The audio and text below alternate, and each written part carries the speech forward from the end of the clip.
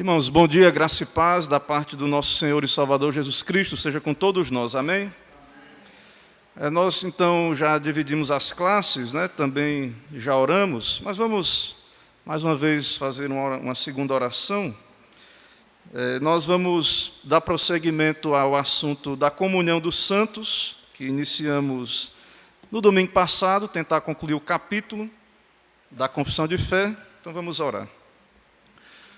Senhor, nosso Deus Todo-Poderoso, Criador do céu e da terra, Deus bendito e santo, Deus que nos escolheu antes da fundação do mundo, aprove ao Senhor de toda a humanidade caída, nos escolher para esta salvação em Cristo, preparou o livramento, a aliança, o pacto, pelo qual nós somos salvos, onde o Senhor nos deu o Teu Filho. O Senhor nos chamou à fé e ao arrependimento, nos enviou a Tua palavra, nos deu o Teu Espírito, nos capacitando a responder às exigências do Senhor, da fé e do arrependimento. E assim, ó Deus, o Senhor tem cumprido o Teu propósito nas nossas vidas, tem aplicado a redenção ao Teu povo, tem nos dado o Teu Espírito, nos unido a Cristo, a união mística, união em que nós fazemos parte do reino de Deus, somos corpo de Cristo. O Senhor tem feito isso e tem nos unido assim também à Tua igreja, ó Pai, a comunhão. E nós estamos aqui no Teu dia, ó Pai, reunidos em Teu nome, estamos aqui na comunhão. Sabemos também que todas as igrejas espalhadas por toda a terra, o Teu povo, aqueles que não estão incapacitados por alguma dificuldade, aqueles que têm atendido, ó Deus, essa convocação do Senhor.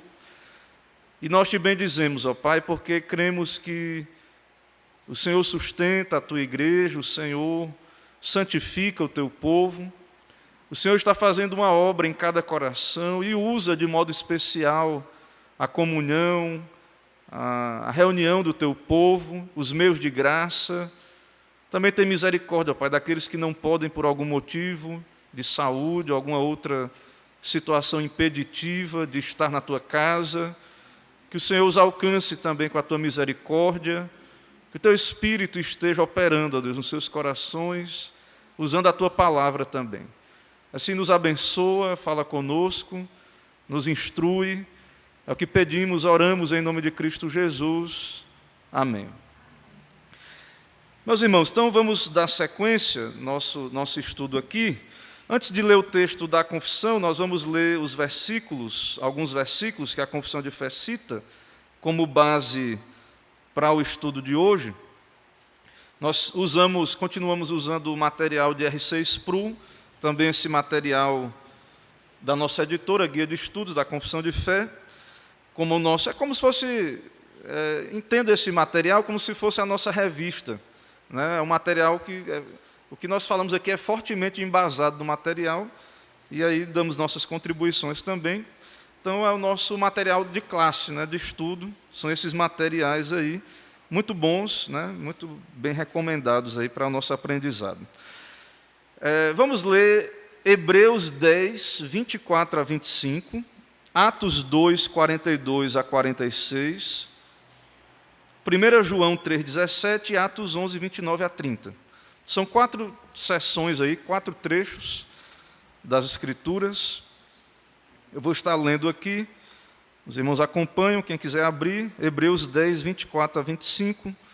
A palavra do nosso Deus diz assim: consideremos também uns aos outros para nos estimularmos ao amor e às boas obras. Não deixemos de congregar-nos, como é costume de alguns. Antes façamos admoestações, e tanto mais quanto vedes que o dia se aproxima. Então não deixemos de congregar-nos, como é costume de alguns.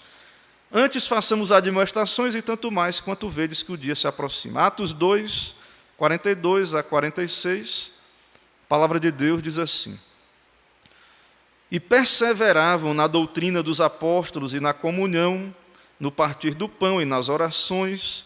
Em cada alma havia temor, E muitos prodígios e sinais eram feitos por intermédio dos apóstolos. Todos os que creram estavam juntos e tinham tudo em comum. Vendiam suas propriedades e bens, distribuindo o produto entre todos, à medida que alguém tinha necessidade.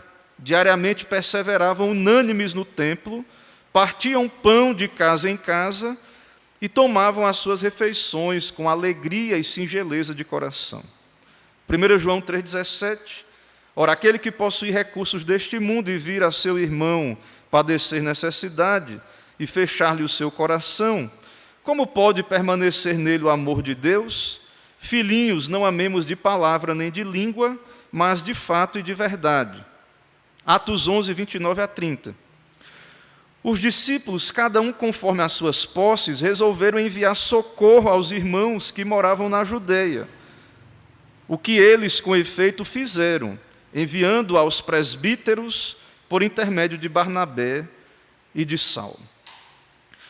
Irmãos, então, nós já estamos caminhando aí sobre a comunhão dos santos, né, esse assunto. Nós já vimos a primeira sessão da confissão de fé.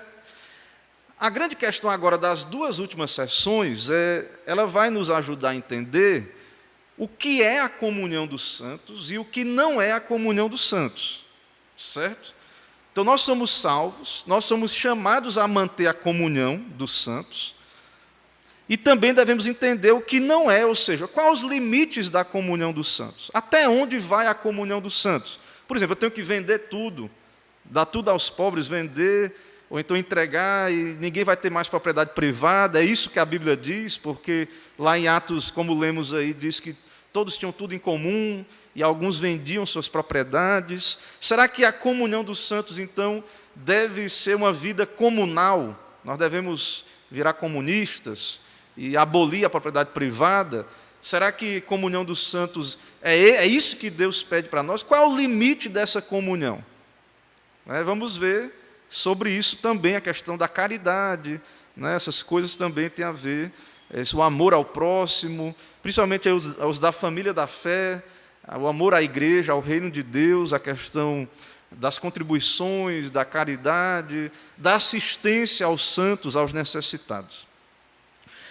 Então, nós vamos ver sobre isso, o que não é comunhão dos santos e o que é comunhão dos santos. Em primeiro lugar, Spru usa uma palavra aqui que, assim, as pessoas não gostam, né, hoje em dia de ouvir, mas ele usa aqui essa palavra, eu vou usar também. A primeira afirmação é que os santos, aqueles que professam a fé em Cristo, são batizados, se unem à igreja, são obrigados, né, é uma palavra que as pessoas não gostam, né, mas são obrigados a manter uma santa comunhão na adoração a Deus. Então, nós devemos congregar, nos reunir, com o propósito de adorar a Deus juntos e oferecer sacrifícios de louvor. E não pense você que esse costume de se apartar da congregação e da comunhão começou agora, no século XX, XIX, XX, no período denominacional, porque eu estava lendo a história da igreja esses dias e primeiro que a igreja foi perseguida ali nos primeiros séculos, né? Ela não era oficial, ela era uma religião perseguida. Quando Constantino se converteu, o cristianismo se tornou uma religião permitida e lá na frente se tornou a religião oficial. Então, os pagãos é que começaram a ser perseguidos. E houve uma aproximação de igreja e Estado. E durante a Idade Média, existia ali a igreja separada do Estado, mas no Ocidente teve um momento que a igreja se tornou mais poderosa que o Estado e mandava no Estado, mas teve um momento que o Estado virou a mesa e o Estado começou a mandar na igreja. Os reis começaram a querer ser o cabeça da igreja e mandar na igreja, e isso ficou um pouco confuso, essa separação de igreja e Estado. Era o rei que dizia quem é que ia ser o pastor das igrejas e etc. Isso começou a acontecer. E teve um momento na história da Inglaterra, quando isso aconteceu, o rei, primeiro Henrique VIII, depois a rainha, as rainhas que vieram, né? Elizabeth, acho que foi no período de Elizabeth, que se você não fosse para a igreja, acontecia o quê? Era multado, tinha que pagar um shelim. Era obrigado, era multado. Se você não fosse para a igreja, o Estado ia lá e multa. Então, todo mundo, todo cidadão, né, não era todo súdito do reino, era membro da igreja. Havia uma igreja oficial, o chefe dessa igreja era o rei, e o Estado agia. Na época, na questão dos países católicos, tinha a Inquisição.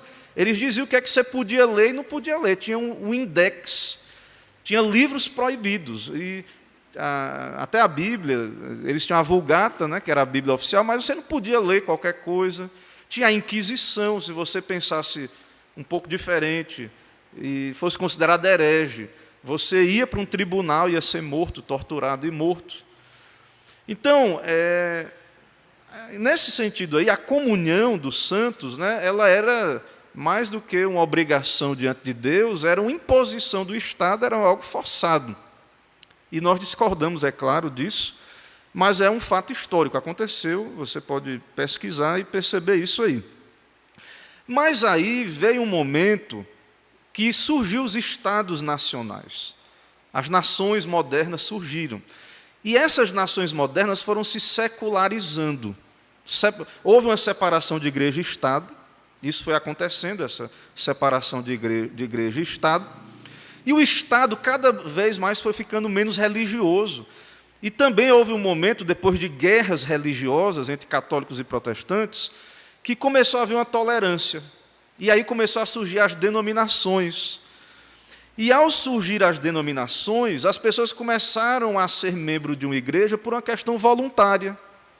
Você não era mais assim, você nasce num país católico, você é obrigado a ser católico, e se não for católico, vai embora, é expulso do país.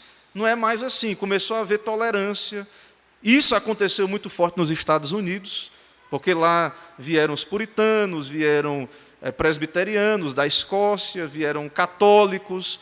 Então, todos tiveram que conviver, cada um tinha a sua fé, era uma coisa voluntária, ninguém era obrigado a ser da igreja anglicana, que era a igreja da Inglaterra, a igreja oficial. Havia uma igreja oficial, depois de um tempo, mas havia as igrejas independentes, as igrejas livres. E você começou a poder ter essa oportunidade de se vincular à igreja que não era a igreja oficial do Estado. E aí houve uma ênfase no individualismo, uma ênfase na questão voluntária. Né? Hoje, o Estado se secularizou muito. E as pessoas não são obrigadas nem a crer em Deus, elas podem até se tornar ateus, né? E não tem obrigação religiosa. Como cidadão, você não é obrigado a adorar a Deus, a ser vinculado a uma igreja. E aí, com isso, tem acontecido um distanciamento, um individualismo, as pessoas não entendem. Claro que ninguém é obrigado a ser de igreja nenhuma, mas ao se vincular à igreja, ao se tornar membro da igreja, ao ser cristão, ao ser batizado, ao você receber o batismo, que você está dizendo o quê quando você é batizado? Que você é de Cristo, que você morreu para o mundo, ressuscitou com Cristo, que a sua vida é de Cristo. Você leva o nome de Cristo, você é membro de uma igreja, você tem responsabilidades como cristão de manter a igreja, de frequentar os trabalhos, de congregar, você tem responsabilidade nessa comunhão dos santos. Então, hoje, por conta desse excesso de individualismo, de voluntariedade, as pessoas acham que elas podem, eu sei que existe doença, pessoas incapacitadas, ocasiões específicas que a pessoa não está impedida de estar na igreja, mas existe um hábito também de se afastar da congregação. E isso não começou agora, depois dessa história toda que eu contei, que agora é mais livre, antes era obrigado. Não, lá na época da Bíblia, o autor aos Hebreus, nós lemos o texto aí, ele diz que nós devemos, há uma comunhão. Então, ele diz, nós temos que nos estimularmos uns aos outros, para o amor e as boas obras. E aí ele diz, não deixemos de congregar, como é costume de alguns. Então, esse deixar de congregar já existia ali na época apostólica. Tinha apóstolo ali pregando e tal, e tinha gente deixando de congregar, como é costume de alguns.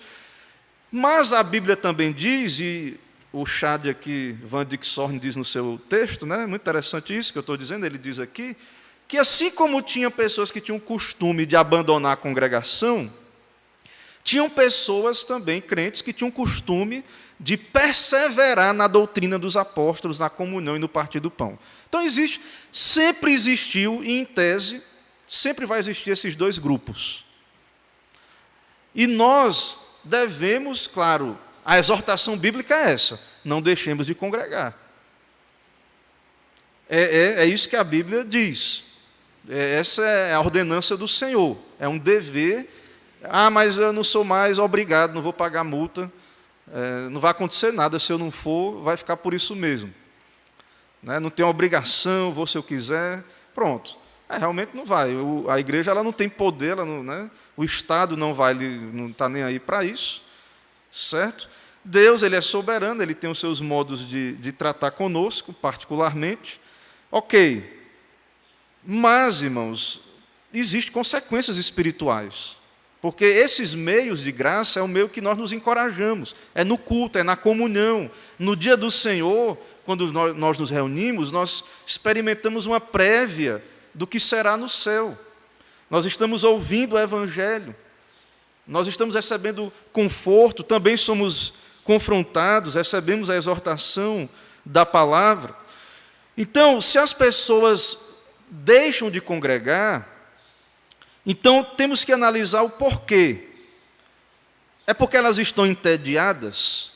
Mas por que estão entediadas? O que é que a igreja, aquela igreja especificamente está fazendo? Está pregando o Evangelho? As pessoas estão entediadas de ouvir o Evangelho? É isso? Elas não querem, estão entediadas. Então, isso revela o quê? Isso mostra o quê? O que é que nós entendemos diante disso? Porque não tem teatro na igreja, ou então apresentações, espúdios aqui, né? Então não teve um entretenimento. Mas, irmãos, no dia do Senhor, nós estamos aqui, é o dia de Deus, na presença do Senhor, em adoração, cultuando a Ele. Então, se a pessoa acha entediante a palavra de Deus, a doutrina, ela não tem prazer na lei de Deus, nas verdades de Deus, se ela acha entediante Deus, a sua palavra, o seu evangelho, os mistérios revelados na Escritura, as grandezas de Deus, se isso não é suficiente para essa pessoa que se afasta da congregação, se ela vem para a igreja, o pastor pregou a Bíblia, ensinou o evangelho, e ela acha que aquilo não tem nada a ver com a vida dela, é irrelevante, ela quer saber de outras coisas. Ela quer saber, ela está cansada e ela acha que a igreja tem que prover entretenimento para ela. E aí ela não gosta, ela se chateia, se irrita com isso. E se você chega lá e vê que o pregador pregou a palavra de Deus, certo? Então, claro que tem algo errado. E essa pessoa ela está, de fato, fazendo justamente isso que a Bíblia diz para ela não fazer, né? Que é o abandonar a congregação, o que é muito pior, porque aí é que ela vai, de fato, estar entregue a ela mesma, e sem o uso dos meios de graça, a tendência é a pessoa enfraquecer mais ainda, e ela acabar, de fato, caindo em situações de pecado e outras situações muito piores por conta disso. Certo? Então, a Bíblia, acontecia isso lá na época, está registrado na Bíblia, porque isso pode acontecer e vai acontecer. Mas nós devemos lembrar também, isso deve nos encorajar, e nós citamos aí o texto de Atos 2,42, que os fiéis perseveravam na doutrina dos apóstolos, no partir do pão. Em cada alma havia temor, né? Havia prodígios, havia um contexto ali específico que nós vamos ver, em que alguns venderam seus bens para poder suprir a necessidade dos irmãos pobres, alguns venderam as suas propriedades, à medida que tinham necessidade, perseveravam unânimes no templo. Partiam o pão de casa em casa e tomavam as suas refeições com alegria e singeleza de coração. Certo? Então, isso acontecia. Na confissão de fé, ainda voltando para a sessão primeira, que não é a que nós vamos conversar hoje, estudar hoje, mas no finalzinho da sessão 1, desse capítulo aí da comunhão dos santos, que é o capítulo 26, na parte do meio para o final da sessão 1, ele diz, a confissão de fé explica assim: estando unidos uns aos outros no amor, eles participam dos mesmos dons e graças. Então, nós estamos unidos no mesmo Cristo, nos mesmos dons e graças. Estão obrigados a cumprir os deveres públicos e particulares que contribuem para o seu mútuo proveito. Então, a confissão de fé usa a palavra obrigados. Dever. Você é livre para ser ou não ser de uma igreja. Agora, sendo da igreja de Cristo, a igreja presbiteriana, tem uma confissão de fé, que está interpretando a Bíblia, e a nossa confissão de fé usa essa linguagem de que é a sua obrigação, o seu dever. Está, junto com os irmãos, obrigados a cumprir os deveres públicos e particulares, que contribuem para o seu mútuo proveito. Então, coisas que nós não vamos saber e nem ver, sua oração particular, seu culto doméstico, é o seu dever, é a sua obrigação fazer. Isso contribui com a igreja? Contribui.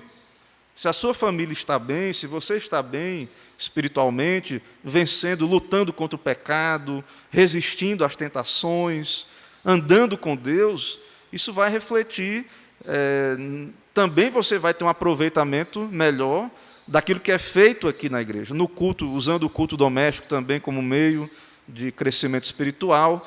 Então, mas isso é um dever particular. E você tem deveres particulares. Como crente, você tem deveres particulares. E você tem deveres públicos, todos nós, não é só o pastor, que é um vocacionado, que recebe para poder cumprir um trabalho. Não é só. Todos os crentes têm deveres públicos, né, digamos assim, que contribuem para o seu mútuo proveito.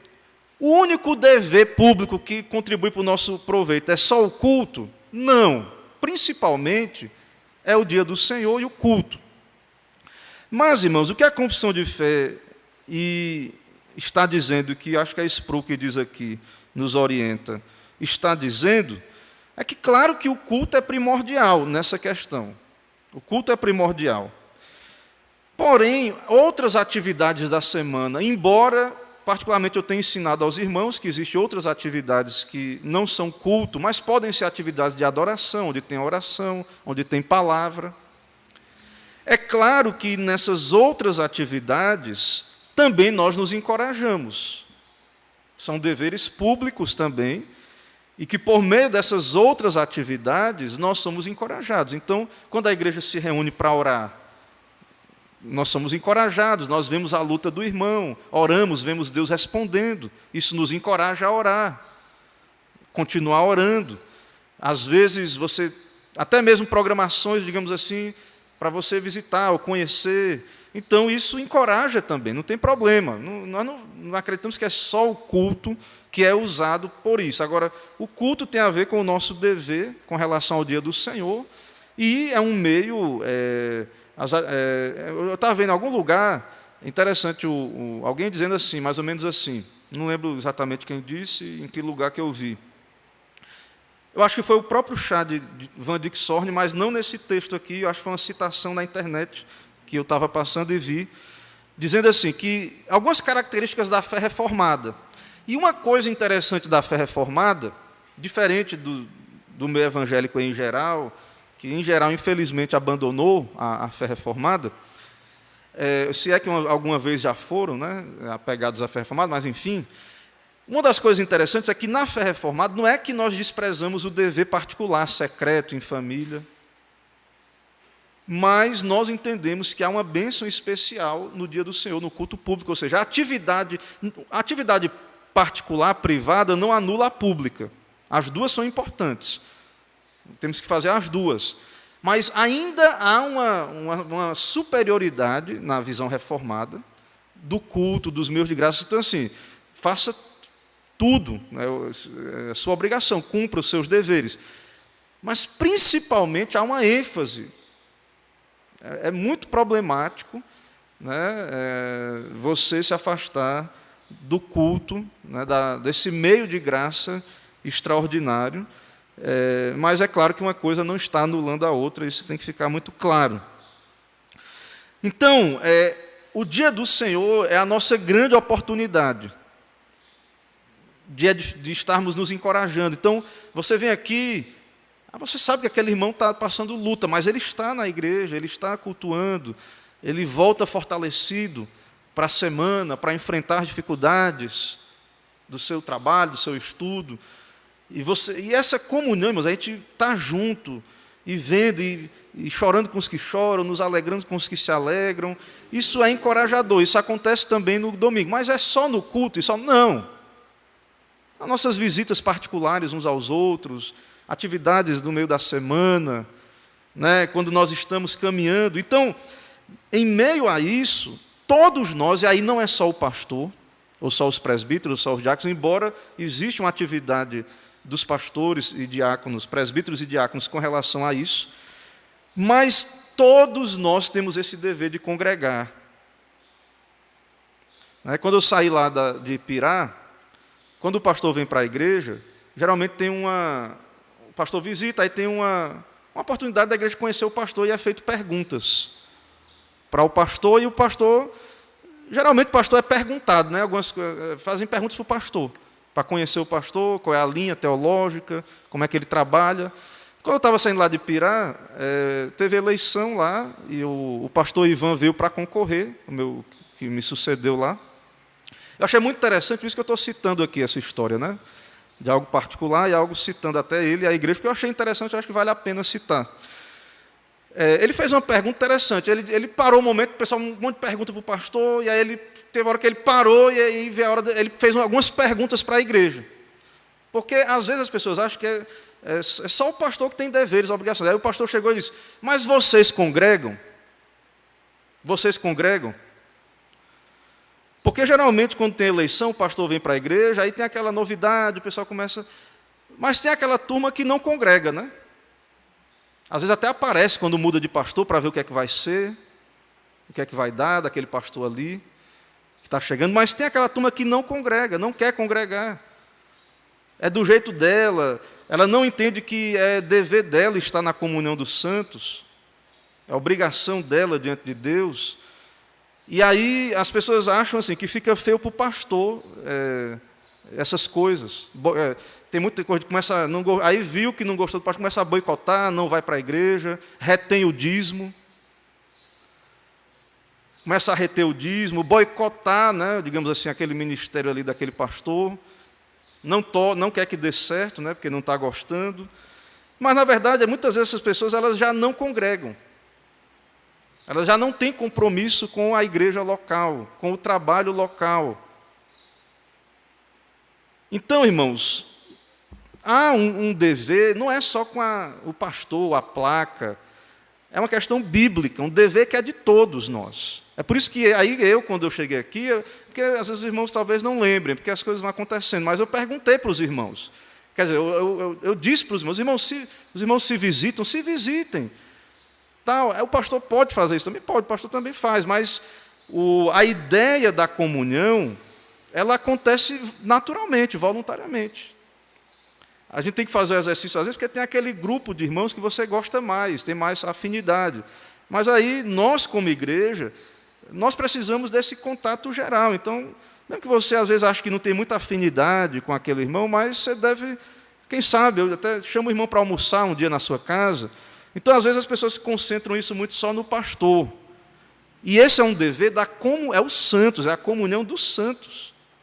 É a igreja que deve ter esse hábito de encorajamento e de comunhão, de relacionamento. A igreja pode criar eventos que incentivem isso? Pode, não tem problema. Um acampamento, a igreja faz acampamento, encontros. Mas é só assim? Não, pode acontecer, mas é obrigatório que a igreja tem que prover. Não, isso tem que ser algo natural dos crentes. É o congregar. Isso deve acontecer naturalmente, esses relacionamentos. E isso, irmãos, é uma ferramenta de edificação. E sim, e esses encontros também têm o propósito de adorar a Deus, de glorificar a Deus e nos encorajarmos. Então não é só visita informal.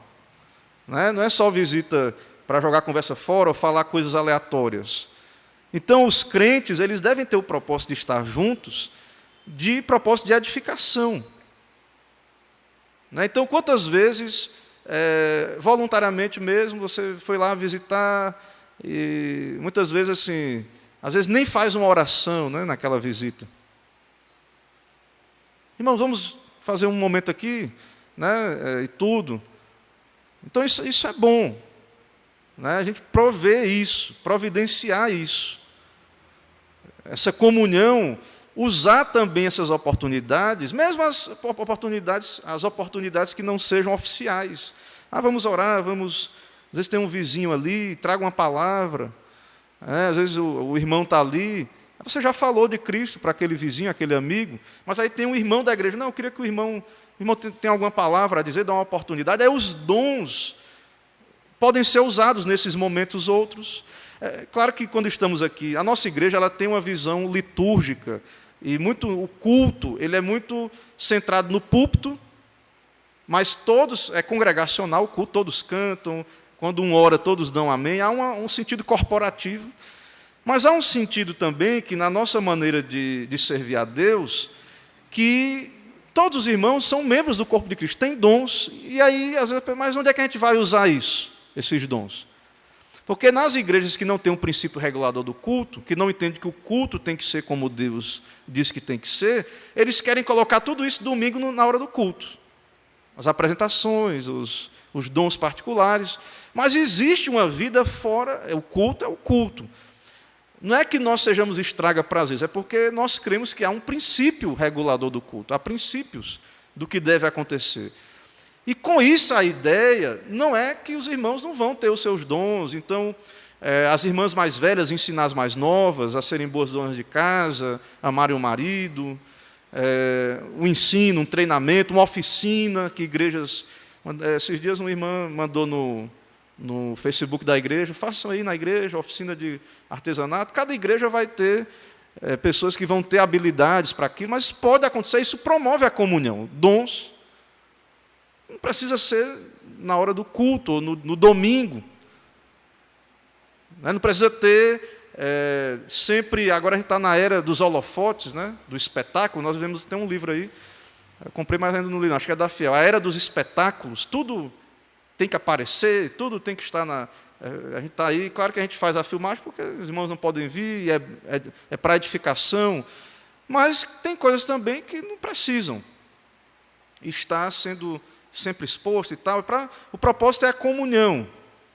Foi para divulgar, você tirou uma foto ali, mas assim, o propósito é a comunhão. Então, é muito importante entendermos que existe uma vida, então, da igreja, que vai ser naturalmente desenvolvida, e que essas atividades elas vão promover a comunhão dos santos, o encorajamento, e vai ser aplicado o princípio da reforma do sacerdócio universal de todos os crentes.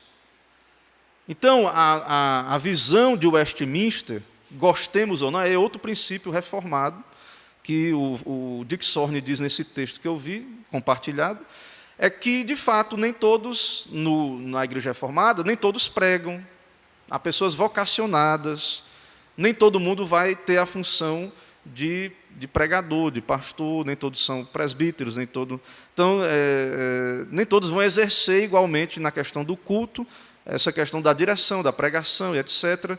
Está tendo essa disputa aí que vai subir para o Supremo Concílio sobre se mulheres podem ser pastoras e tudo mais. Tem um grupo dentro da IPB que deseja isso, né? Que está promoveu abaixo-assinado, que é até errado que a nossa igreja não faz isso, né?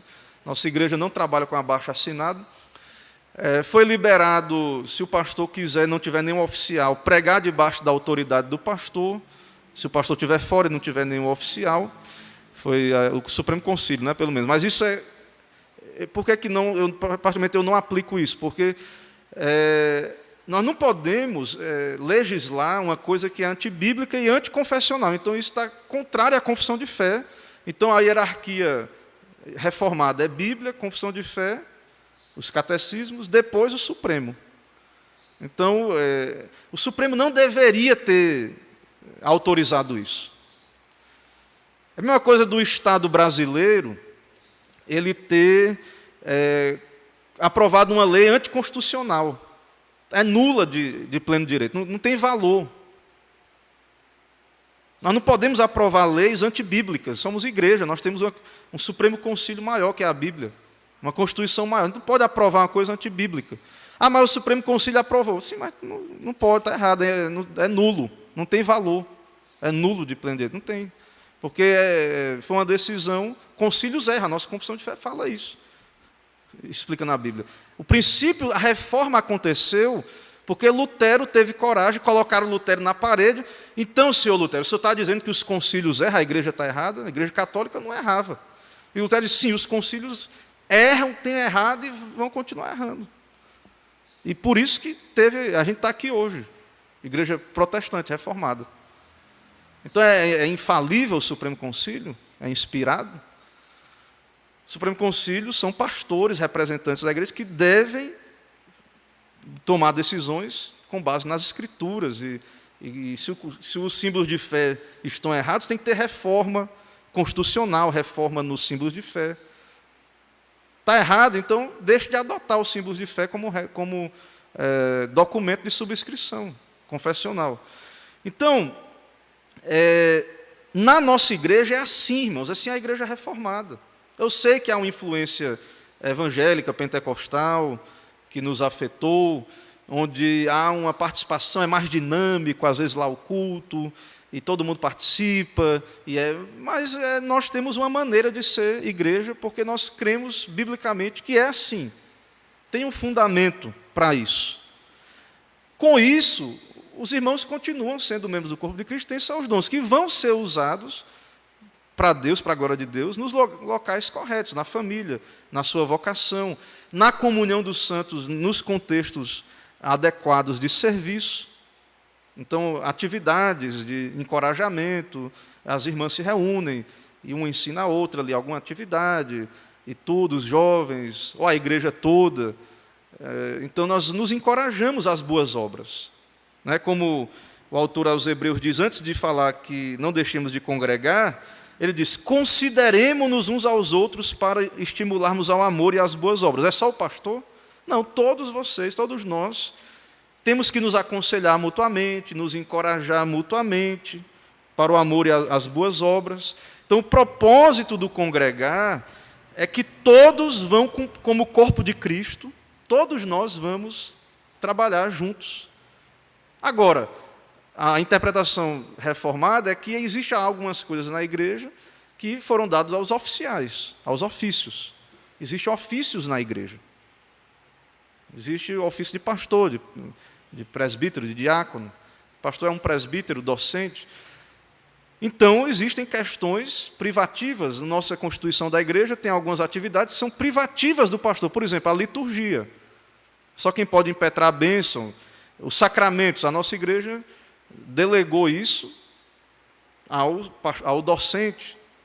A distribuição dos elementos. Vai subir um documento aí agora, no Supremo Concílio. Tem documentos, pedindo ordenação de diaconias, e tem um que é para que as irmãs ajudem na distribuição dos elementos da ceia. Então, tem um documento que vai subir agora para permitir isso, para pedir que permita-se isso. Mas, justamente, isso vem de uma tendência de não entender que na igreja, embora há um sacerdócio universal, a igreja, quando ela disse lá atrás assim, que é o pastor que vai ministrar o sacramento, os presbíteros vão distribuir. Então, tem um motivo. Há um sacerdócio universal, mas há ofícios, há vocações, há coisas que são específicas de alguém que tem um chamado, uma vocação para aquela atividade ali. E tem coisa que é para todos nós. A perseverança, não tem, eu posso perseverar sozinho, posso vir aqui sozinho para a igreja.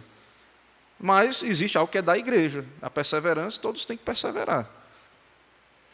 né? A gente pode encorajar e estar na frente, não faltar aos trabalhos e tudo, mas tem coisas que vai ser a atividade da igreja, dos irmãos, né? Inclusive, isso não tem nada a ver com o pastor que está no momento, né? Então, a gente vê uma frequência.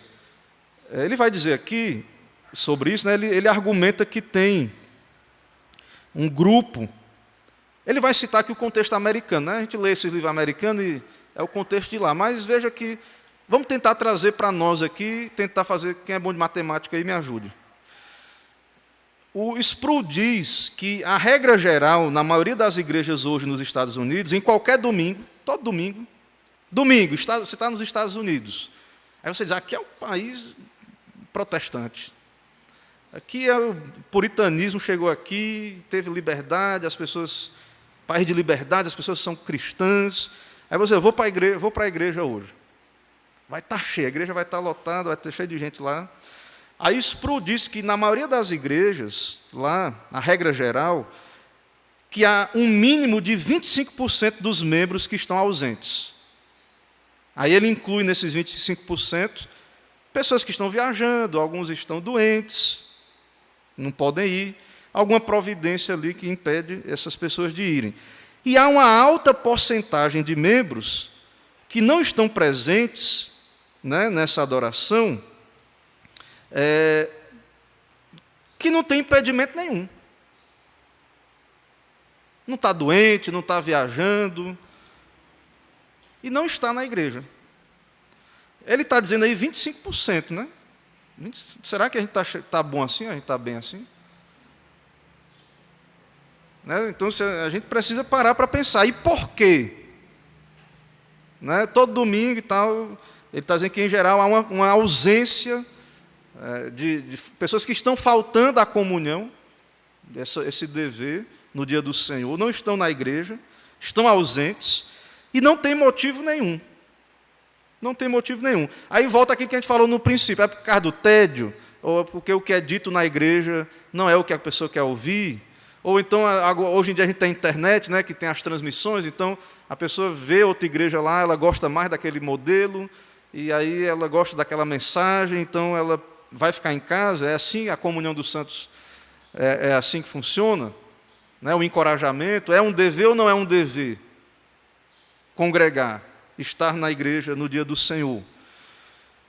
Então, teve a pandemia também, é outro fator. Muitas pessoas se afastaram da comunhão, muitas pessoas já não eram firmes, a grande verdade é essa, que a pandemia revelou, né, revela isso. A igreja não está imune a problemas, às vezes acontece problema na igreja. São pecadores, têm problemas. E aí a igreja, o pessoal não vai congregar mais, porque não gostou, teve um atrito, teve um problema, pronto, agora não vai mais congregar. E aí, a sua vida espiritual, a sua comunhão com Deus, como é que você vai cumprir esse dever? Isso deveria até moderar, irmãos, a gente vive numa época muito de confusão, o pessoal gosta de treta, né, de confusão. Hoje em dia, a mentalidade de consumidor, de muito direito, né, as pessoas são todas cheias de direito. Você é um servo de Deus, você tem que entender que você tem um alvo, que é a glória de Deus, é o seu bem-estar eterno. Então você vai sair brigando com os irmãos, tudinho da igreja, com o pastor, aí depois cria um clima ruim, a pessoa não vem mais para a igreja, não consegue congregar, ela cria uma barreira, né? Para ela não é agradável estar na igreja, e às vezes a culpa é só do outro. É mais fácil resolver isso, dizendo assim, a culpa é só da igreja, é o pastor que não prestou, o pastor deveria ter impedido isso, ou o pastor... E aí as pessoas simplesmente se afastam da igreja, da comunhão, ou eu fico pensando, que eu fico observando, né, querendo ou não, irmãos, assim, o nosso país é um país católico. Quando o cristianismo chegou na América Latina, os historiadores dizem aí que, por exemplo, muitos índios se convertiam ao catolicismo, ao protestantismo, porque, por exemplo, no catolicismo, lá, quando a Espanha colonizou a América Latina, tinha 2 impérios, o Império Azteca, o Maia, que já estava sumindo, e o Império Inca. E nesses impérios, era costume, já tinham povos que tinham sido subjugados à religião oficial daquele império, e era costume deles submeter a religião do império oficial. Eles não eram muito pluralistas nisso. Então, também na Europa, quando os bárbaros invadiram o Império Romano, era muito comum missionário ir lá, o chefe da tribo se convertia, todo mundo se convertia. Mas, depois de um tempo, o pessoal tinha sido batizado, era cristão, católico, mas o paganismo voltava com força. Porque, na verdade, não havia uma conversão interna, profunda, espiritual, né? Não havia isso. Então, existem aspectos culturais. Outra coisa também que acontecia é que o espanhol, o português, para ele, o índio, para ser cristão, era ele andar como um espanhol, um português, falar como um português, ou seja, era uma questão cultural. E a cultura do nativo aqui era muito forte. Então ele se convertia, mas depois de um tempo ele voltava aos costumes, porque era uma coisa forçada aquele costume, né?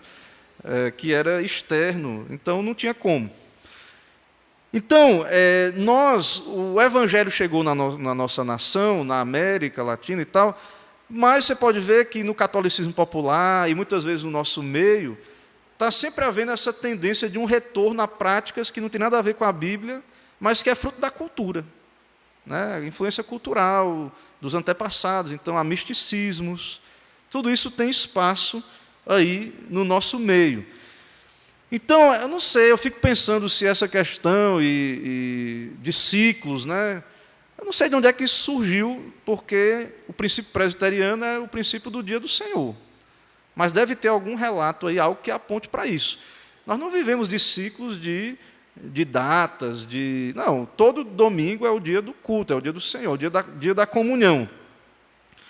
Então, a gente percebe claramente que há uma frequência seletiva, esporádica, em algumas épocas do ano, algumas atividades. Isso não é protestantismo. Os puritanos, quando eles estabeleceram lá o princípio do dia do Senhor, eles estavam lutando contra esses resquícios de catolicismo na igreja anglicana, e eles lutaram muito para estabelecer esse princípio. Isso talvez seja um aspecto cultural muito forte, mas nós devemos ensinar e lutar contra isso. Certo? Lutar contra isso. Porque não é da nossa leitura, interpretação bíblica, essa visão, essa perspectiva. Então, há um dever, em geral, de congregar dominicalmente, né, de estar na comunhão. É isso que nós entendemos que Deus requer de nós. Então, quando a pessoa não vem, ela se ausenta por qualquer motivo, ela está pregando uma mensagem com a vida dela, com as obras dela. O pessoal não diz, né, que tem um negócio que o pessoal diz aí, que pregue, mas com a palavra, mas também com a vida, alguma coisa assim. Se não você seja uma Bíblia ambulante. Pronto, quando você não está na igreja no domingo, você está dizendo uma mensagem que não é importante, a comunhão, os irmãos, né, que não é o seu dever encorajar, não é a sua obrigação estar aqui para encorajar, para que haja um encorajamento, certo? Você não está nem aí para a advertência de Hebreus, não deixemos de congregar, está lá na Bíblia. Na carta aos Hebreus, o autor está sempre assim, argumentando, não negligenciemos tamanha salvação. Os judeus, lá da época de Moisés, que não deram ouvido a Moisés, lá no Monte Sinai, na lei, grande parte morreu no deserto. Negligenciaram aquela salvação, aquela aliança ali do Sinai, que Deus deu a lei, etc. E hoje temos aí muitos cristãos, aí uma porcentagem alta, que estão negligenciando a sua salvação, negligenciando o seu bem-estar espiritual e os deveres para com a igreja, o reino de Deus. Então, é o nosso dever estar na igreja em comunhão com outros cristãos, engajados na adoração a Deus para a mútua edificação dos santos. Então, claro que, se não tiver, volto a dizer, Se tiver um grupo pequeno e tal, a gente tem que ser fiel. O grupo que tiver perseverando vai permanecer sendo fiel. Mas, é claro, a gente não nega, embora nós não somos movidos por encorajamento terreno, humano, mas existe. Né? E a Bíblia prevê isso. Essa comunhão dos santos, ela também nos é dada, porque há uma bênção na comunhão, um encorajamento, há algo que Deus opera, especialmente na comunhão. Então, as atividades públicas, Deus ele usa isso grandemente, para nos encorajar. Então, ele vai falar agora aqui das questões também de necessidade externa. Aí, não é só, irmãos, espiritualizando a coisa ou espiritualmente, não. Quando nós estamos juntos na comunhão, nós estamos doando o nosso tempo para o reino de Deus, para Deus. Não é só o dinheiro ali no gasofilácio, também, mas você está aqui presente, você está dedicando um tempo.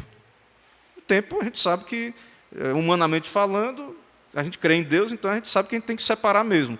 Mas tempo tem um valor na sociedade como nossa, né? Do capitalismo, toda essa coisa aí de ganhar dinheiro, de ser aprovado. Então você está dedicando um tempo a Deus, porque você confia em Deus. Quando você visita um irmão, quando você faz esse trabalho de aconselhamento mútuo, você está dedicando tempo, recursos de tempo, de atenção. Você está exercendo caridade, misericórdia para com aquele irmão. E isso é encorajador. Isso também é encorajador. Então, na igreja primitiva era assim. Não era só o pastor que perseverava na doutrina dos apóstolos, na comunhão, no partir do pão, não. Indo o pastor sozinho, não. Era a igreja que perseverava. Então, assim, a gente terceiriza isso. Então, o pastor ele ganha para isso. Ele é assalariado, então ele tem que fazer esse trabalho como se não fosse um dever da comunidade. Então, de repente, você não quer doar o seu tempo, você paga o profissional para fazer por você, que é o que você faz em quase tudo na sua vida. Você terceiriza. Você terceiriza essas coisas. Então, essa mentalidade, irmãos, não é a mentalidade, isso não vem das Escrituras. Certo? Isso não vem das Escrituras. Então, volto a dizer, por que é que congregamos pouco? Por que é que há pouca visita espontânea, ou então às vezes é só um grupo que tem mais afinidade? Porque essas coisas exigem que você não dê só o seu dinheiro, a sua vida para o reino de Deus. Isso vai exigir dedicação, vai dar trabalho. É mais fácil, por que é que tem mega igrejas hoje? Por que é que tem tanto sucesso a mega igreja? Ninguém se conhece, o cara vai lá, faz o DVD, ele dá o dinheiro e acabou. E não tem mais nada com isso, com aquilo ali. É o fast food, né, ali, espiritual, pronto. Então, mas em igrejas como a nossa, igrejas reformadas, igrejas menores, isso vai ficar muito claro. Né? E aí, é claro que as pessoas vão arranjar 1000 desculpas. Né? Vai ter 1000 desculpas para o não congregar, ou não cumprir esse dever, que é da comunidade, é dos santos. Lembra que o capítulo é da comunhão dos santos, né? O sacerdócio universal dos santos. E aí, nesse contato, você vai perceber que o irmão está passando uma dificuldade. Você dedicou tempo, lá viu, rapaz, irmão. Hoje em dia, a gente vive numa época de uma relativa prosperidade, no sentido assim, as pessoas, né, o Brasil é um país difícil, né, as coisas são apertadas, a inflação está aí, mas, geralmente, os irmãos, a gente sabe que a maioria tem o seu trabalho ali, com luta, consegue ali pagar suas dívidas, manter as suas necessidades básicas. Né? Mas pode acontecer, o irmão ficar desempregado, ou passar um aperto, uma luta. O que é necessário? Né? O que é necessidade básica? Hoje é difícil. Né? Tem um pastor, amigo meu, que ele soube que um membro estava passando a dificuldade, ele foi lá, aí na casa do indivíduo estava com celular de última geração, estava passando fome, mas estava com celular de última geração, pagando internet. Então, o que é necessário? Né? Então, a pessoa estava passando dificuldade, mas ela estava gastando dinheiro com um celular caro. Eu sei, irmãos, que para muitos trabalhos hoje você tem que ter um celular também. Né?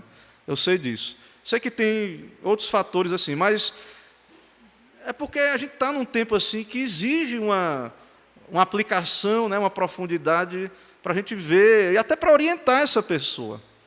Eu sei que, por exemplo, se a pessoa está passando necessidade até ao ponto de não poder comprar o mantimento, é claro que ela não vai pagar a internet. Se tiver alguém ali que possa ceder para ela vai usar na praça, às vezes o governo coloca lá gratuita, né, em algum lugar, ela vai ter que fazer isso. Então, existem essas hierarquias de necessidades aí, mas, em geral, antigamente, necessitado é quem não tinha o que comer. Em geral, necessitado era isso. Ou não tem com o que se vestir. É o que Jesus vai dizer, eu tive nu e me vesti. Então, necessidades básicas, né? Seria isso aí. O problema é que a sociedade de consumo gerou outras necessidades, né? E aí fica difícil, às vezes, as pessoas não entendem o que é uma pessoa realmente necessitada. Então, nessa comunhão, veio esse princípio de suprir os irmãos.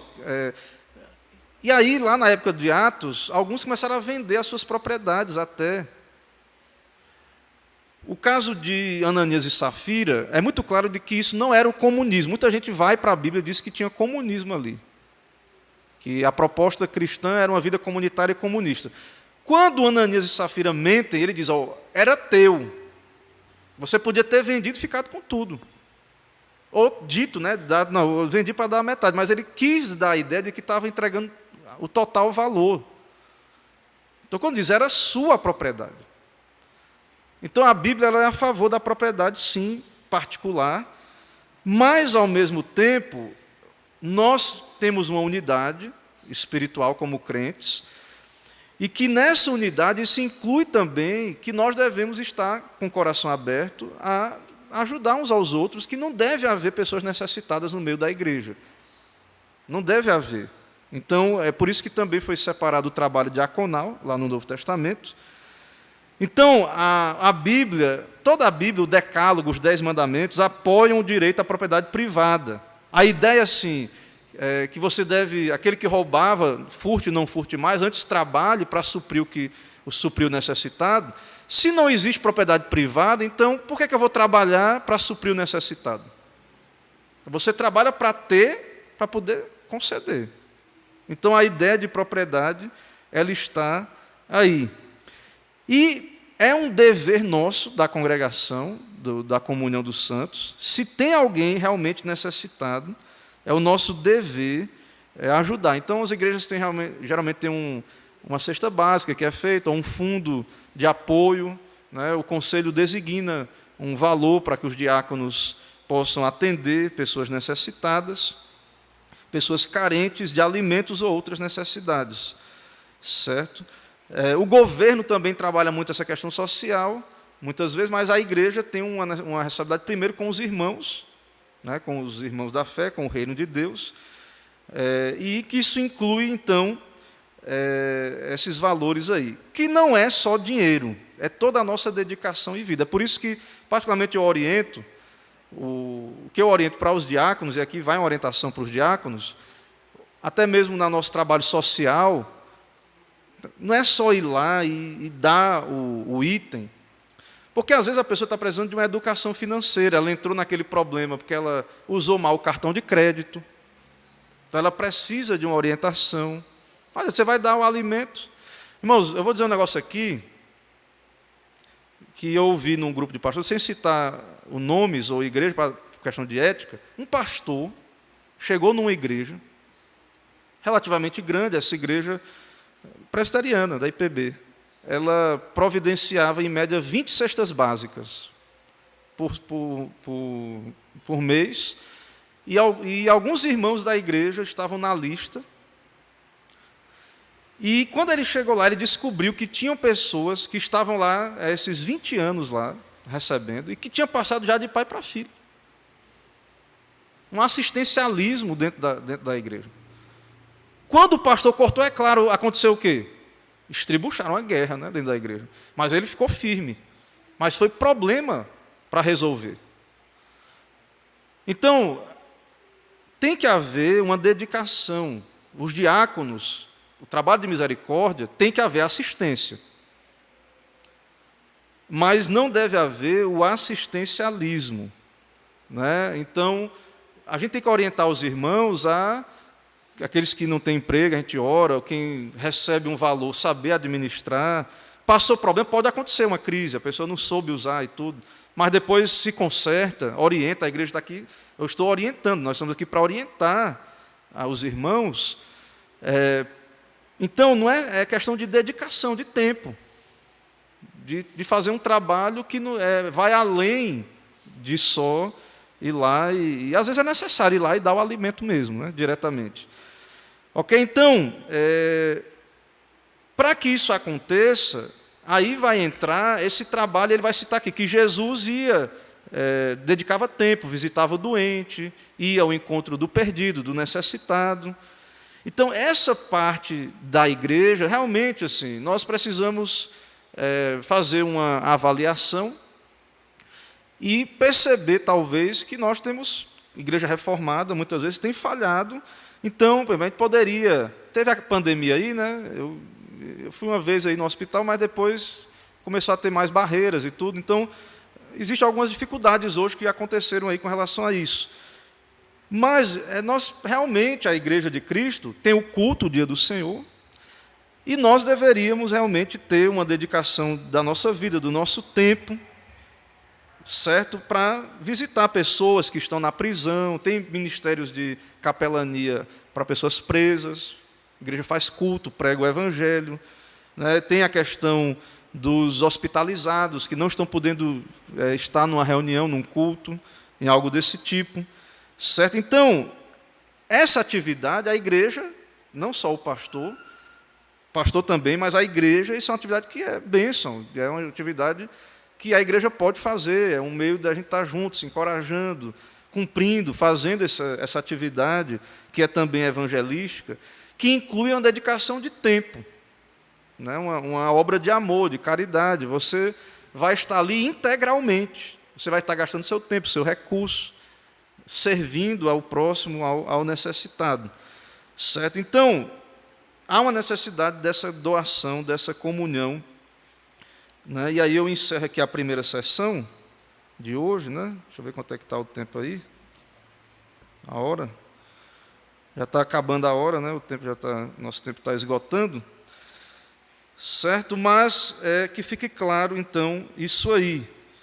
Então, nós estamos unidos a Cristo e as bênçãos de Cristo transbordam para aqueles que estão ao nosso redor.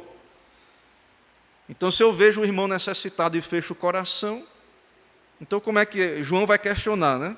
João vai dizer, 1 João 3,17, ele vai dizer, João questionou se as pessoas que fecham o coração para irmãos em necessidade até mesmo conhecem o amor de Deus. Então, nós devemos parar para analisar isso. Então, ficar atentos às necessidades dos irmãos também.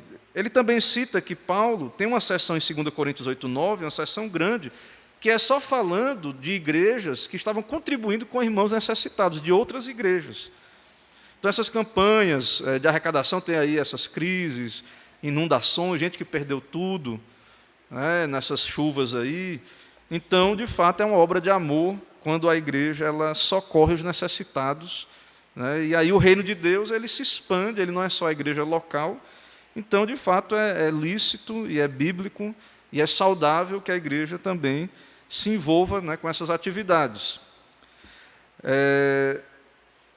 Então, há uma extensão, o reino de Deus também, a comunhão dos santos, envolve outras igrejas. Então, você manda ajuda financeira, alimentos, ou até mesmo quando envia-se um missionário, aquele local não tem como manter, sustentar um pregador, um missionário, então, isso esses recursos que estão sendo enviados ali, é uma obra de amor, de comunhão dos santos, certo?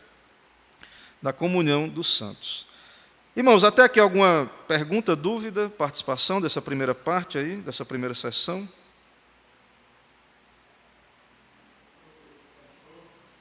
Diga lá, meu irmão, se puder falar no microfone é melhor.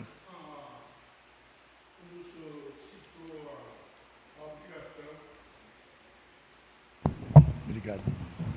Quando o senhor citou a obrigação, o dever da gente, quando nós, presbiterianos, nós se preparamos, o senhor é ciente que o senhor é professor dessas lições, no catecume. E o catecume já veio orientando a gente, ensinando como nós tinha de conviver com a igreja. Sim. Quando chega na última lição que nós faz, o pastor vem e pergunta a gente: o senhor está ciente que quer ser um cristão? Eu mesmo passei por esse processo. Sim, senhor, estou ciente. No dia do nosso batismo, nós fazemos um casamento com Cristo, de obrigação. E os deveres da igreja é passado tudo para a gente naquele momento, e nós é que temos o direito de responder sim ou não. Eu passei por esse processo também, da minha obrigação na igreja. Eu, tantos outros que passaram no catecume, quer dizer, no curso, para poder ser um cristão presbiteriano. E nós, presbiterianos, sabemos que nós temos uma obrigação com Cristo. É por isso que em qualquer lugar que nós chega, é presbiteriano, em qualquer outra agremiação. O pessoal, eles são homens de palavra, homens de oração. É homem que tem um preparo de Deus com eles. Nós somos ouvidos e respeitados. E, então, e a outra que eu quero falar com o senhor, quando o senhor falou do rei. O senhor viu que eu estava com ele ali no instante, Jonas, ele tinha aquela obrigação de salvar aquele povo de Nínive. Mas, no dia que ele levou 3 dias da palavra ali na cidade, o rei se curvou a Deus, aceitou o evangelho, e, por ele ser o rei, a cidade toda, o corpo todo que ele governava, todo mundo passou a ser cristão. Bom, como o senhor falou, ninguém sabe se eles continuou, se eu não sei. Mas está na Bíblia, está lá escrito isso. Sim, de fato. Algumas culturas antigas tinham essa maneira de hierarquização, né? Era bem hierárquico. Então, a religião do rei, da autoridade, todo mundo seguia, e a autoridade também interferia em questões religiosas. Então, a autoridade interfere. E hoje o Estado ele é secular, né? Ele é laico. Então, o Estado, ele, na verdade, hoje, ele tem caminhado para longe da religião, da religiosidade. Mas isso é uma relação assim que é uma coisa meio que vai e vem. Eu até estava conversando lá em casa essa semana, né, que vai ter... Eu não sei se está acontecendo em todo o Brasil, mas eu sou lá do Ceará, eu soube que está tendo concurso lá para professor de religião nas escolas. Então, isso é uma maneira do Estado estar incentivando que a religião seja ensinada, né? O pessoal... Qual o motivo, ninguém sabe, né? Mas, assim, às vezes o pessoal fica desesperado, vê que está um caos, e aí, às vezes, eles voltam, pedem ajuda da igreja, às vezes, né? De novo, né? Mas, antigamente, não. O rei, ele era o Estado e a religião, né? Essas coisas elas estavam unidas lá no passado. Diga lá, Mateus. Ainda sobre esse assunto da relação igreja e Estado, né? A gente vive numa sociedade secularizada. Se antigamente era comum, as autoridades eclesiásticas eram respeitadas, né? Os padres ali nas comunidades, pastores, tinham um certo respeito pela sociedade. Hoje em dia não tem, né? É muito pelo contrário, né? Hoje que a gente ouve mais é uma difamação da figura da autoridade eclesiástica. Então, a gente vive numa sociedade secularizada, você está bem falando, em que ir para a igreja e congregar é uma coisa já vista como estranha e abominável, em certo sentido, o que não era há tempos atrás, né? Sim. Então, assim, a própria reforma vai trazer, vai aprofundar nessa questão de que há uma necessidade mesmo de haver uma separação entre Estado e Igreja, Sim. e o Estado não se intrometer nas... Isso foi bom, né? Essa separação. Isso é bom, no foi sentido bom. de que o rei, né, o governante, ele não determina as coisas que acontecem dentro da igreja, mas, em outro sentido, a gente vive numa sociedade cada vez mais secularizada, em que as pessoas tendem a afastar-se da religião, né? É lógico que a religião oficial de um Estado que seja confessional nunca é uma coisa... não tem o poder salvífico, né? Que, na verdade, a verdadeira religião é uma coisa que vai do interior da pessoa. Só que, em certo sentido, a gente vive numa sociedade cada vez mais degenerada, né? Mais afastada da religião, e o que também não é uma coisa tão boa, né? Isso.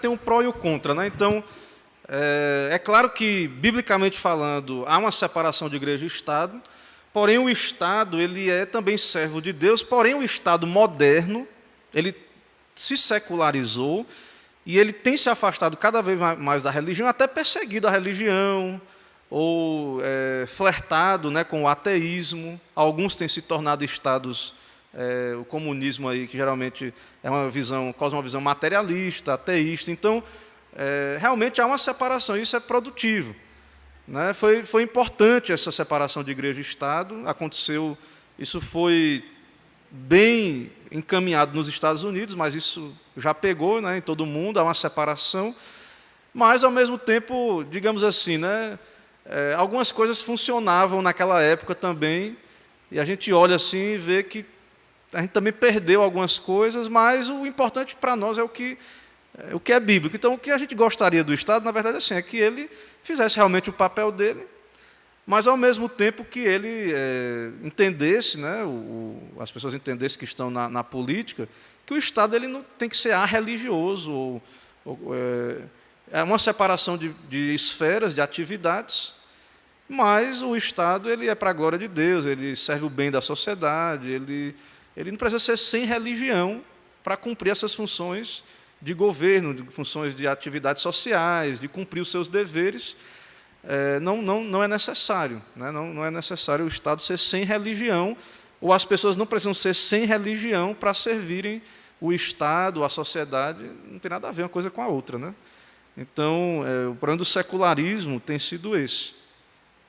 E aí vira perseguição, chacota, as pessoas não compreendem. Mas, assim, aí você chega perto do secular, ele está em confusão. Ele não entende a questão homossexual, ele não entende várias questões éticas, a questão familiar, a família está se degenerando cada vez mais, e eles não têm resposta, eles não têm muito o que fazer, né? A questão das crianças, a rebeldia, os problemas, tudo está aí e tudo mais. Então, nosso desejo é que eles caiam em si, né? Não é que haja um retorno, não é que volte a uma união igreja e Estado, mas que cada um tenha o seu espaço, o seu papel, e que entenda que não é obrigatório o Estado ser sem religião, né? Embora não tenha um oficial. A maioria dos brasileiros são cristãos, né? A grande maioria, e aí somos uma democracia, então temos que ser respeitados, né? Nossa posição cristã tem que ser respeitada. A nossa história calcada nisso, né? No cristianismo e tudo mais, então deveria haver um respeito. Irmãos, eu vou pedir a paciência dos irmãos, só para a gente concluir essa segunda parte aqui, para eu não ter que estender em outras aulas, porque também é um assunto muito pequeno, para fazer uma aula só sobre a seção 3, mas aqui é simples, não vou aprofundar muito. Essa comunhão que os santos têm com Cristo não os tornam de modo algum participantes da substância da divindade. Não somos divinizados, nós somos unidos a Cristo, estamos sendo transformados semelhantes a Ele, mas tem um sentido em que Ele é único. Nós vamos sentar, nós vamos reinar, mas o trono é dele. Tem coisas que é dele, que é só dele. E afirmar que nós estamos nos divinizando, é ímpio e blasfemo. Também a confissão de fé diz que a comunhão que os santos mantêm entre si não destrói de modo algum, enfraquece o domínio de cada homem sobre os seus bens. Então a confissão de fé é muito clara, não é comunista. Não é só o Supremo Concílio, não. A confissão de fé, a fé reformada, ela não se mistura, a doutrina reformada, com coletivismo, com o fim da propriedade privada. Certo? Não dá, é uma cosmovisão oposta. A nossa ética, baseada nas Escrituras, defende o direito à propriedade. Certo? E nós já temos perdido muito desse direito. O Estado secular tem avançado muito sobre o direito de propriedade. Então, você tem uma coisa hoje, mas não tem. Um irmão lá de Pirá comprou um carrão bom, irmão, graças a Deus, irmão trabalhador, próspero, tem uma empresa lá, comprou um carro, ele, pastor, eu pago para o governo, já paguei, mas todo mês, todo ano é 6 mil para o governo, para poder ter o carro. Então, é sócio, né? Então, assim, tem e não tem, né? Você tem, mas não tem. É seu, mas quando você morrer, o Estado toma dos seus descendentes, ele vai tomar uma parcela, vai sobrar, se sobrar, ali 60%, 70% é muito, no final de tudo. Então, o cristianismo bíblico, a igreja, a fé cristã defende a liberdade, a propriedade privada, e aí o Estado secular, como ele é coletivista, o interesse é do Estado, também ele tem se tornado, além do Estado flertar com o ateísmo, ele tem se tornado religioso, mas não da religião cristã, mas de uma religião materialista. Então isso também é outro problema, porque ele tem buscado ocupar o lugar de Deus na vida das pessoas. Então é outro problema, ele tem se tornado um Estado religioso. Então, para nós, apenas Cristo é o cabeça, nós somos o seu corpo, nós participamos dos seus bens, das suas graças, mas não nos tornamos deuses, certo? Ser feita a imagem de Deus não quer dizer que participamos da sua essência, da essência da divindade. Nós não vamos ser membros da Trindade. Nós não vamos participar da essência da divindade. Tem aspectos nossos que vão ser semelhantes, nós vamos ter justiça, santidade, mas nós recebemos de Deus essas características.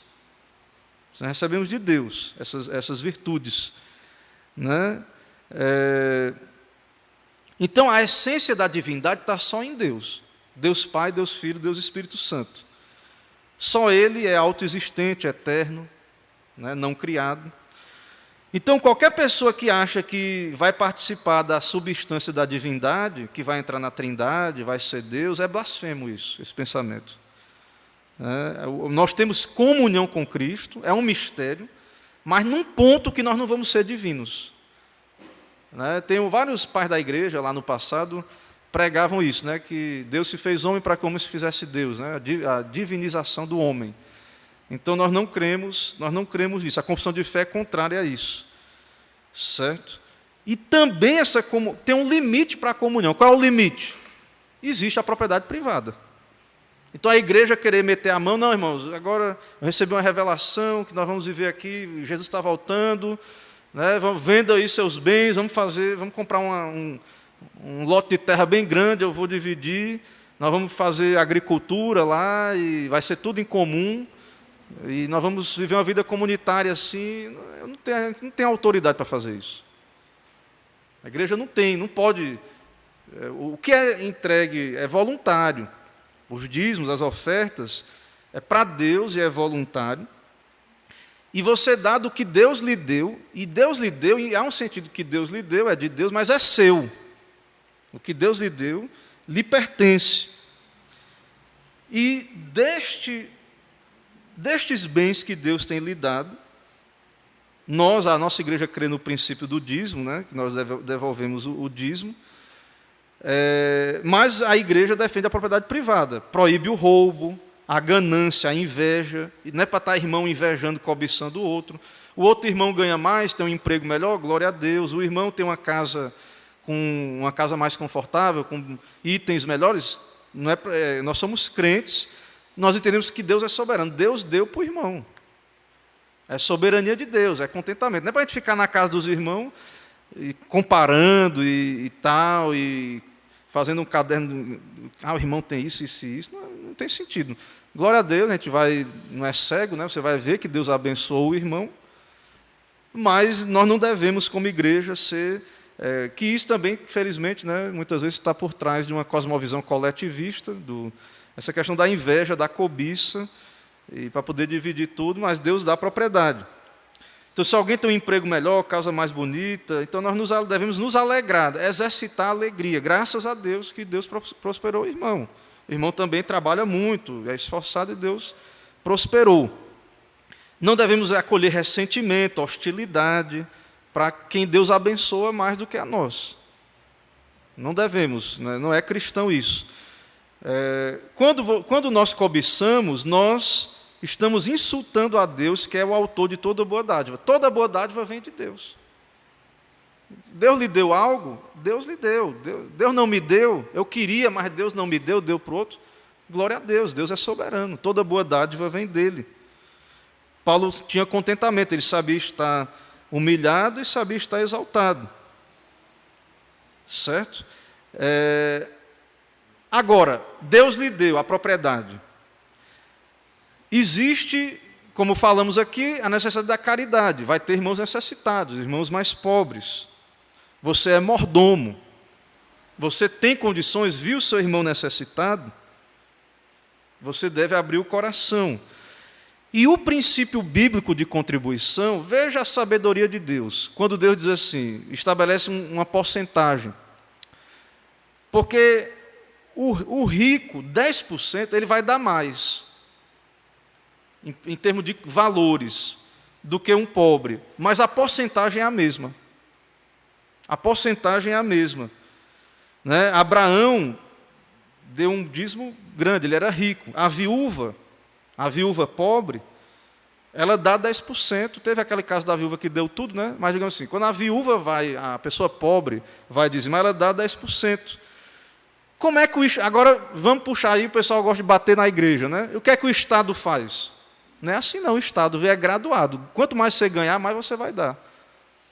O pobre, né, muitos pobres, ele paga imposto, porque tudo que você compra tem imposto, né? Mas a pessoa, dependendo de uma faixa, ele nem paga imposto de renda. Então, no Estado, tem pessoas que pagam muito mais e pessoas que pagam muito menos, ou não pagar, não paga, né? Porque tudo que você compra, você paga. Então, Deus ele não faz dessa maneira. Quando é dito assim que é 10%, não quer dizer que todos dão o mesmo. Então, quanto mais você ganhar, Deus está lhe abençoando. O seu dízimo vai ser maior. Né? Você vai dar com gratidão, porque Deus, o resto, os 90%, é seu para você usar. Certo? Então, não precisa ter reclamação na igreja. E nem quem dá mais, eu dizimo mais, viu? Não é 10%. Você dizima mais porque Deus lhe deu mais, uma porção maior. O seu 90% também é maior. O que fica também é maior. O outro é pobre, é menos, o 10% dele é menos, mas é 10%. Lembre que lá na viúva pobre, foi dito que o rico estava dando da sobra. E a viúva pobre deu tudo. Então, Deus, quando Ele está avaliando essas coisas, não é um montante, né? É o coração. E aí, quando Ele estabelece um princípio de 10%, é muito interessante isso, porque vai haver isso, mas há uma igualdade, há uma comunhão.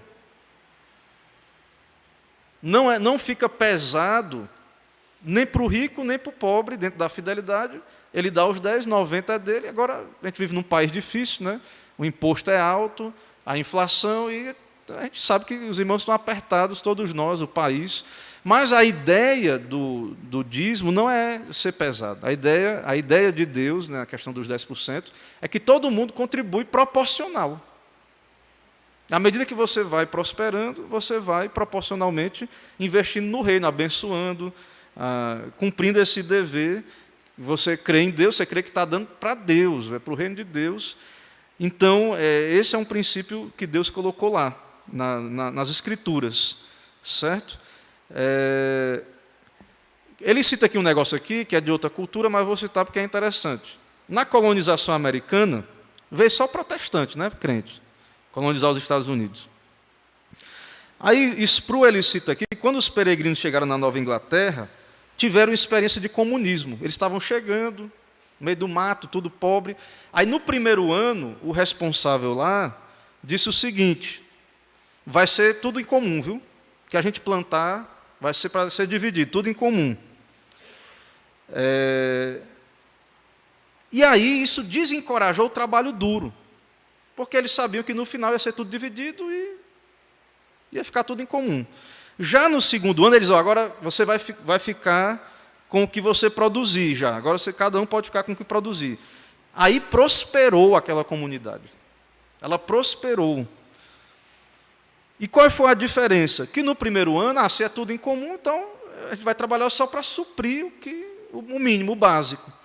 Quando foi dito: não, agora você vai começar a produzir, poder ter os seus bens, então isso foi encorajador.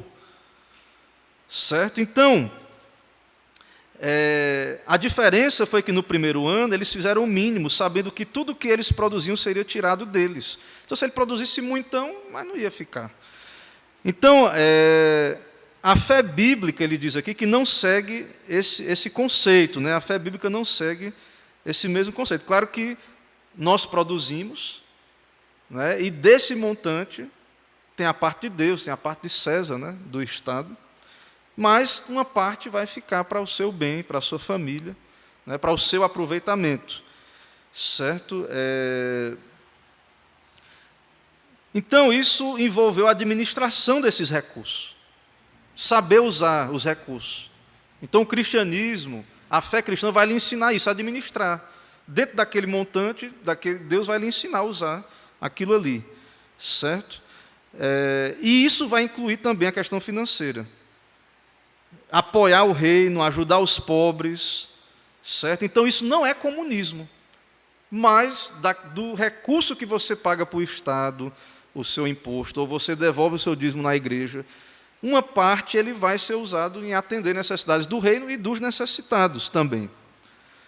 E aí, juntamente com isso, Deus vai colocar pessoas na sua vida, um vizinho, um próximo, mas não precisa você vender tudo, ficar pobre. A ideia cristã não é você, para ajudar o próximo, você virar necessitado. Porque muito na igreja romana, muita gente na história da igreja, pregaram a piedade da pobreza, muita gente vendia tudo e ia virar monge, né? E aí, só que assim, tinha os mosteiros, né? Eles iam trabalhar e viver naquele contexto ali, que havia propriedade, mas não era propriedade privada, particular. Não é essa a proposta do cristianismo. Então, se Deus tem lhe abençoado, é para você administrar.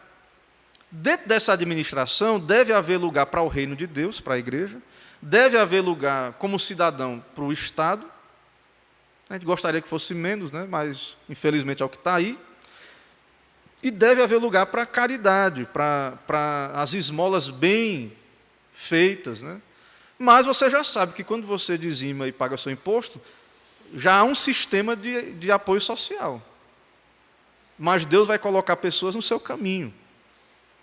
Deus vai colocar próximos, pessoas no seu caminho, irmãos na igreja, que vão precisar de um apoio seu, de um valor, de uma necessidade. Irmãos, eu encerrei aqui a minha parte, não sei se cabe ainda, o tempo já também avançou, não sei se cabe ainda alguma fala, já é 11h22.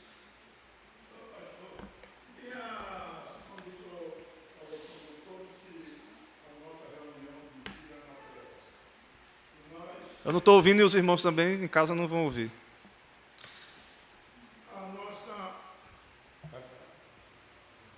Só ligar o botão. A nossa vida aqui na Terra, no dia a dia nosso, nós escolhemos, nós por mim mesmo não eu que escolhi, Deus me escolheu para estar aqui hoje junto com os santos, que nós seja santo como eu sou santo, não é isso? Sim. E por essa santidade nossa, como o senhor falou aí, ninguém chegará ao reino como nós, como até muitos pensamos.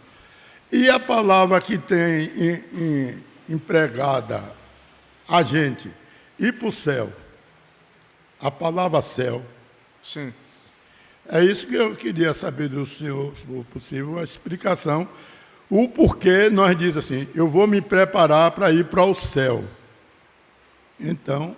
Céu é uma palavra que tem um significado na Bíblia mais profundo, né? É o estado eterno, é a terra, essa terra que ela vai ser restaurada, ela vai estar sem pecado, a nova Jerusalém vai descer do céu. Então o céu é onde Cristo vai estar. E aí a comunhão é importante na igreja, porque Cristo está presente na adoração, no culto. Ele está lá na oração particular, está, em família está também. Mas de modo especial, Cristo é o cabeça da igreja, ele está presente no culto. Mas de tudo que temos dito aqui, irmãos, a ideia é que você, como cristão, você é um administrador. Você é um administrador da sua vida, do seu tempo, dos seus recursos, dos seus bens. Você está vinculado a Cristo e à sua igreja. Você também é um cidadão você é um cidadão de dois reinos, do reino do céu, da cidade de Deus, da cidade dos homens. Então, enquanto você está aqui, você tem deveres para com a cidade dos homens, mas você também tem deveres com o reino de Deus. Então, Cristo é o rei, ele é o cabeça da igreja, e ele está presente na adoração, no culto. E aí, você vai boicotar Cristo, né? Você vai marcar com ele, está agendado, você vai faltar a audiência, né? Então, nós temos que parar nós somos administradores disso. Deus não vai aceitar desculpas. O seu tempo, os seus recursos também, Deus lhe deu para administrar, seja fiel. Ah, mas é duro, mas lembre da Escritura, meu irmão, seja fiel no pouco, e sobre o muito te colocarei. Naquele grande dia, pessoas pobres, às vezes que tinham pouco, e vai ficar muito claro que muitas vezes elas foram muito mais fiéis do que quem tinha o muito. E a Bíblia diz, sede fiel no pouco, sobre o muito te colocarei. Agora, é uma questão de você crer nas Escrituras. Você não está fazendo isso para agradar homens ou qualquer coisa desse tipo. E eu creio que Deus ele pode até, em vida, lhe abençoar, lhe prosperar. E eu creio que Deus ele abençoa, sim, os seus fiéis. Caso Deus tenha algum propósito de lhe manter com o pouco, mas o seu pouco diante do reino de Deus, para Deus o seu pouco é muito. Certo? É o que Deus requer de você, é a fidelidade que Deus requer de você. E isso envolve o nosso tempo, envolve o dia do Senhor, né? O compromisso com o domingo, com o culto. Então, a gente quer ganhar o mundo, quer ter um avivamento igual ao do século XIX, mas a gente não quer nem vir para a igreja. A gente vai para conferências e ouve sobre os avivamentos e tal, mas não tem a oração particular, não tem o culto doméstico. Com relação aos nossos bens, não administramos bem, não pensamos no futuro, não há nada espaço para o reino de Deus, não há... Então, assim, né, qual é o futuro da nossa vida, da família, do nosso país? Então, nós somos administradores. Eu sei que o que a gente faz é pouco, mas nas mãos de Deus, diante do reino de Deus, Deus é soberano, né, e Ele pode potencializar essas coisas. Então, o que hoje é pouco, é um pequeno começo, é um esforço pequeno, é um grupo que ali está sendo fiel, amanhã pode se tornar grande. Quando o Spurgeon chegou acho que foi no Tabernáculo Metropolitano, tinha um grupo de oração perseverante ali, pequeno. A igreja cabia 4.000 pessoas. Tinha um grupinho ali orando, da igreja. E aí ele foi escolhido para ser o pastor. De repente, daqui a pouco, aquele espaço ficou pequeno e tal, cresceu o trabalho, e foi uma bênção e tal, o ministério dele ali. Então, aqueles irmãos ali perseveraram, né? Estava ali, aquele grupo, foram fiéis. Então, o resultado amanhã, ele está nas mãos de Deus. Deus quer que você basta cada dia o seu mal, seja fiel a Deus. Use os recursos de Deus, a comunhão dos santos, as escrituras, o culto.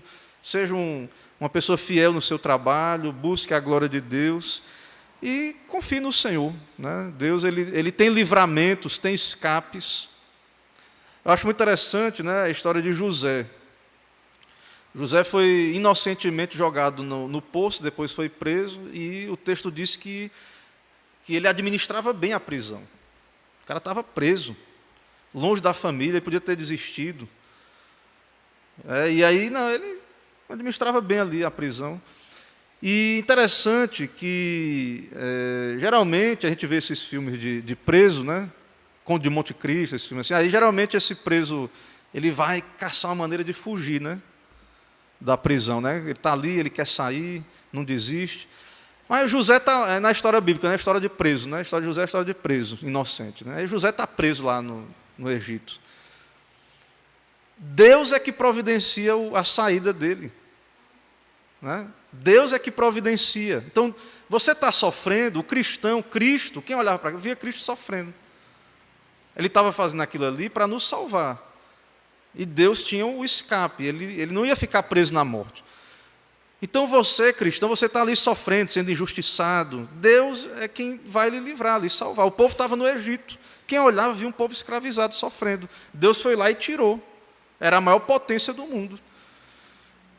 Então, você olha mais o Brasil, está cada vez pior, a crise, está tendo guerra e tal. Creia em Deus, seja fiel. O livramento pertence a Deus. Eu estou apertado, oprimido. Deus está com o seu povo, Deus está conosco. Então, confie no Senhor. Então, o livramento, os escapes, essas coisas vêm de Deus. Não é nosso raciocínio, não é as nossas obras. Então, Deus já preparou um livramento, quando Ele nos escolheu antes da fundação do mundo e preparou o Filho. E cada circunstância da nossa vida, Ele já preparou. Jó, né? Jó sofreu e tal. Lá na frente, Deus restaurou Jó, exaltou ele.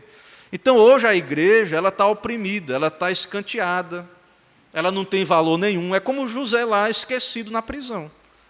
Hoje a Bíblia, o Evangelho, a verdade está lá, escanteada. Mas a gente tem que ser fiel. Deus pode chegar, né, como Ele fez com José, da noite para o dia, manda o cara, não, eu lembrei dos meus pecados. Tinha um rapaz lá que ele interpretava sonhos. Rapaz, o rei estava precisando disso. Manda chamar ele lá. Então, assim, porque nós não temos paciência. Quanto tempo José ficou na prisão esperando isso? Outra coisa, irmãos, que a gente acha que o tempo parado, a pessoa está parada. Às vezes é um tempo de preparação na vida daquela pessoa. Moisés ficou 40 anos no deserto. Esse é um julgamento seu de fora, que aquela pessoa está parada. É você que está julgando assim. Porque você tem uma bitola humana. Então, aquele tempo ali, Deus estava preparando José para ser o governador do Egito. O estágio dele foi na prisão. Moisés no deserto.